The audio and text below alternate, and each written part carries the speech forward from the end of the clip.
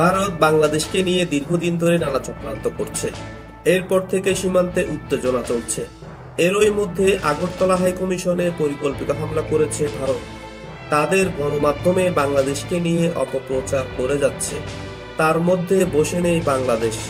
সীমান্তে বাংলাদেশ অত্যাধুনিক যন্ত্রপাতি ব্যবহার করায় ভয়ে রয়েছে ভারত। বাংলাদেশ সীমান্ত অঞ্চলে তুরস্কের তৈরি বাইরাক্তার TB2 ড্রোন মোতায়েন করার মাধ্যমে ভারতের সঙ্গে সম্পর্কের উত্তেজনা বাড়িয়েছে। ভারতের পশ্চিমবঙ্গ সীমান্তে সৈন্য মোতায়েন করা হয়েছে, যা ভারতে বিশেষ উদ্বেগের সৃষ্টি করেছে।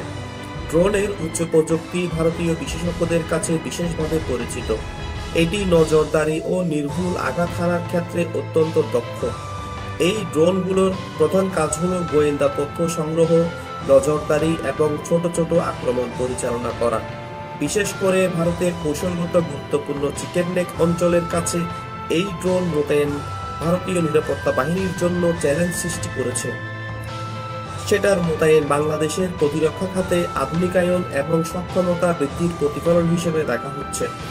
বাংলাদেশের সশস্ত্র বাহিনী তুরস্ক থেকে প্রথম ধাপে 6টি ড্রোন আনা হয়েছে, যা বর্তমানে সেনাবাহিনীর 67তম ইউনিট পরিচালনা করছে।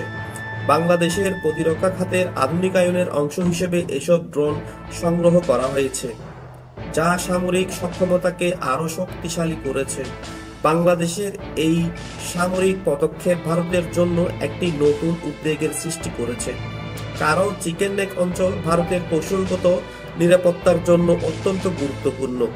ভারত এই বিষয়ে নজরদারি বাড়ানোর প্রস্তুতি নিচ্ছে, কারণ ড্রোনের মাধ্যমে সঠিক তথ্য সংগ্রহ এবং নির্ভুল আঘাত হানার ক্ষমতা যে কোনো সংকট সময়ে গুরুত্বপূর্ণ হয়ে উঠতে পারে।